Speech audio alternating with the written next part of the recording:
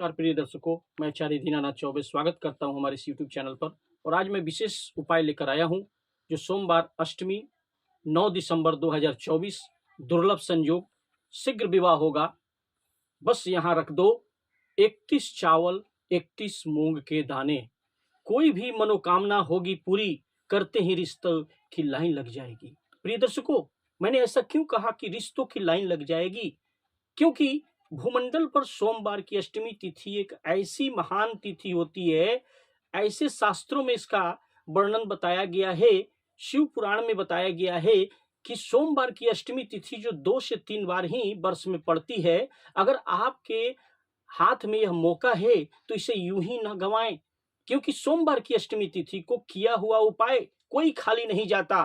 आप जो भी मांगोगे, मन चाहा पति की प्राप्ति, मन चाहा पत्नी की प्राप्ति, जीवन साथी की प्राप्ति, रोग दोष, ऋण से मुक्ति और स्वास्थ्य या किसी प्रकार की बड़े से बड़े जो दोष होंगे बच्चों की कुंडली में, उनके विवाह में अगर बाधा आ रही हो, सप्तम भाव पीड़ित हो, राहु केतु बैठा हो सप्तम भाव में, या फिर काल सर्प दोष सता रहा हो, या फिर बड़ा से बड़ा काल सर्प हो, मांगलिक दोष हो, पितृ दोष हो, गुरु चंडाल दोष हो, या सप्तम भाव पीड़ित हो, राहु केतु शनि आकर बैठ गया हो, तो ऐसी स्थिति में सोमवार की अष्टमी तिथि सबसे उपयुक्त मानी गई है।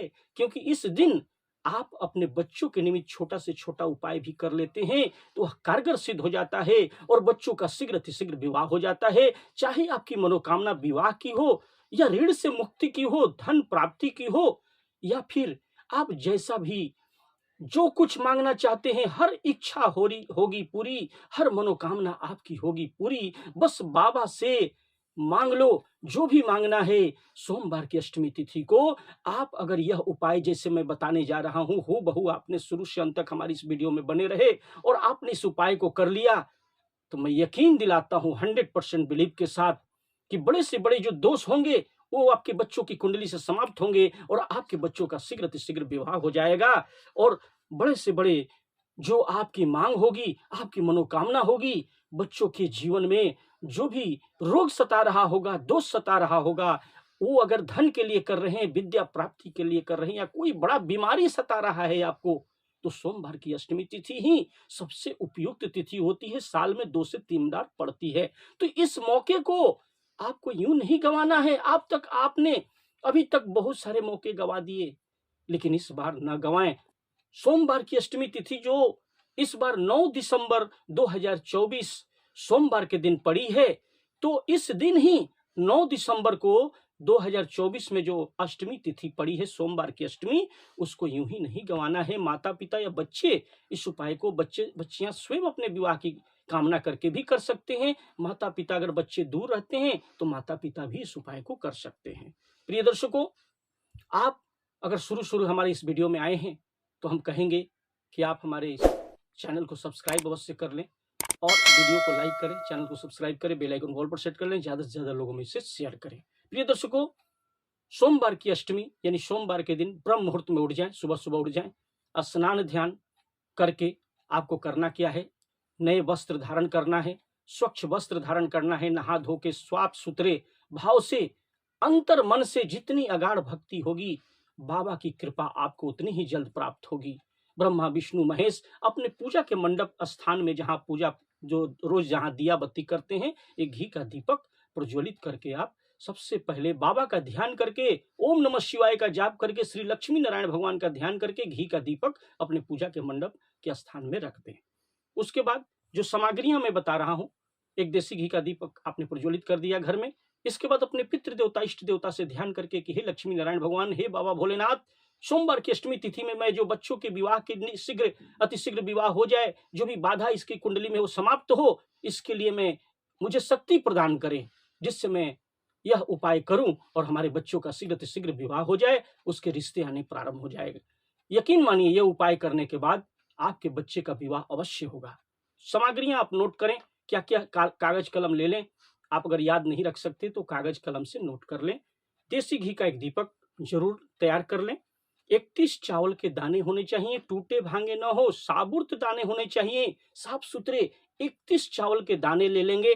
31 हरा रंग के जो गोटा गोल वाला जो मूंग होता है वो भी टूटा भांगा नहीं होना चाहिए। 31 हरे रंग का मूंग ले लेना है, मूंग का दाना ले लेना है, यानी 31 मूंग के दाने लेने हैं, 31 चावल का दाना लेना है साफ सुथरा, एक घी का दीपक और भी ले लेना है जो आप मंदिर में प्रज्वलित करेंगे। भोले बाबा के मंदिर में यह उपाय करनी है आपको। और 7 बेलपत्र लेंगे, जो भी साफ सुथरा 7 बेलपत्र ले लेंगे, उसमें पीला चंदन लगा के। और इसके बाद 1 लोटा जल भी ले लेंगे और लेकर सारी सामग्रियां आपको शिव जी के मंदिर के पास जाना है। याद रखें, जितने जीवन में आपने उपाय किए होंगे वो मंदिर में भीतर जाके किए होंगे, लेकिन यह ऐसा उपाय है जो चौकट से ही, भोले बाबा के चौकट से ही प्रारंभ हो जाता है।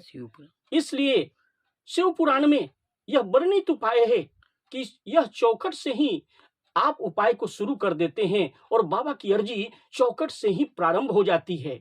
जैसे ही चौकट से आप यह उपाय करना प्रारंभ कर देंगे, यानी 31 जो चावल के दाने सर्वप्रथम आप लेके गए हैं, आपको सर्वप्रथम चौकट के दाहिने साइड में, जैसे ही आप ढुक रहे हैं बाबा के मंदिर में, तो चौकट जो होती है ना, उसके दाहिने साइड में रख दे कि पैर न लगे किसी का। 31 चावल के दाने, वहीं पर श्री गणेशाय नमः आप वहीं पर शुरू करके भगवान का ध्यान करके, भगवान भोलेनाथ का ध्यान करके, हनुमान जी का ध्यान करके आपको भोले बाबा का ध्यान कर लेना है और 31 चावल का दाना वहीं पर साइड में रख देना है। 31 चावल के दाने अपने चौकट पर ही रख दिया, यानी चौकट से ही आपका उपाय चालू हो गया। और फिर इसके बाद मंदिर में प्रवेश करेंगे और फिर जाकर के नंदीश्वर महाराज उसके बाद मिलेंगे। उनका जो उठा हुआ पैर है, एक पैर उठा हुआ होता है, वहां पर 31 जो मूंग के जो गोल दाने लेकर गए हैं, 31 हरा मूंग आप जो लेके गए हैं, साबुत मूंग, 31 मूंग के दाने वहां पर पैर के सामने रख दें, या फिर अगर पैर उठा हुआ कहीं कहीं नहीं मिलेगा तो आप उनके मुख के सामने में रख दें। रखने के बाद आप आगे बढ़ें, शिवलिंग के पास जाएं, बाबा को जो है ध्यान करें और घी का जो दीपक आप लेके गए हैं सर्वप्रथम प्रज्वलित करके बाबा को दिखा करके ध्यान करके हर हर महादेव का ध्यान करके बाबा के शिवलिंग के पास में रख दें, नीचे में रख दें। इसके बाद जो 7 बेलपत्र लेके गए हैं उसमें से 5 बेलपत्र में जो आपको करना क्या है कि चंदन लगा करके श्री शिवाय नमस्तुभ्यम ओम नमः शिवाय का जाप करते हुए बाबा के ऊपर जो चिकना वाला भाग है उसमें चंदन लगा देंगे, पीला चंदन 5 बेलपत्र शिवलिंग पर चढ़ा देना है। याद रखें, जो डंटी होगी, जलाधारी से जो जल गिरती है, तो जिधर जल गिर के जाएगा उस तरफ जो है वो उसका जो डंठल होता है वो किस तरफ होना चाहिए, तो जल जिधर जाएगा गिर के 5 बेलपत्र आपको शिवलिंग के ऊपर रख देना है और डंटी जो होगी, जलाधारी नीचे से बहते हुए जल जो गिरता है तो वह जिस तरफ जा रही है डंटी, वहां से डायरेक्शन आप याद रखें कि उसी तरफ डंटी भी रखें, 5 जो बेलपत्र रखें। फिर 2 बेलपत्र चंदन लगा करके, पीला चंदन आपको अशोक सुंदरी के स्थान में रख देना है। याद रखिए, जिधर जल गिर के जा रहा है डंटी उसी दिशा में होगी। याद रखें, अशोक सुंदरी पर भी वैसे ही रखेंगे जैसे बाबा के ऊपर आपने रखा है, उसी दिशा में डंठल जैसे बाबा के ऊपर है उसी तरह अशोक सुंदरी पर भी जब रखेंगे तो जलाधारी से जल गिर के जिस तरफ जाती है उसी तरफ डंठल का डायरेक्शन होगा, उस दिशा में ही होगा।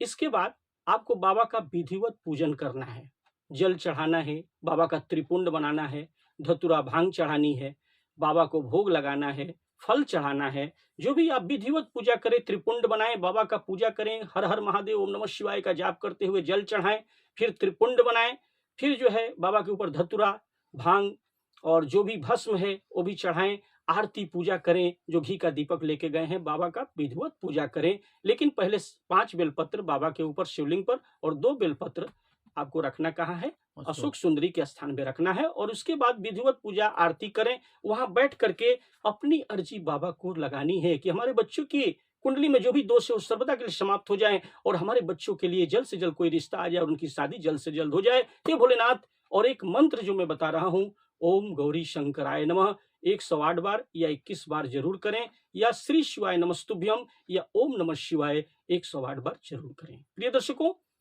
आशा करते हैं कि वीडियो पसंद आया हो तो वीडियो को लाइक करें, चैनल को सब्सक्राइब करें, बेल आइकन को ऑल पर सेट कर लें, ज्यादा से ज्यादा लोगों में शेयर करें। कुंडली विश्लेषण के लिए हमें अपने बच्चों का नाम, डेट ऑफ बर्थ, जन्म का समय, जन्म का स्थान लिखकर अवश्य भेजें। मैं बता दूंगा आपके बच्चों की शादी कब होगी, किस दिशा में होगी, जीवन साथी कैसा मिलेगा, लव मैरिज होगी कि अरेंज मैरिज होगी। सारे प्रश्नों के लिए हमें स्क्रीन पर दिए हुए नंबर पर कॉन्टैक्ट अवश्य करें। वीडियो पसंद आए तो वीडियो को लाइक करें, चैनल को सब्सक्राइब करें, और पसंद आए वीडियो तो कमेंट बॉक्स में जाकर के हर हर महादेव लिखना ना भूलें या श्री शिवाय नमस्तुभ्यम लिखना ना भूलें। तब तक के लिए हर हर महादेव।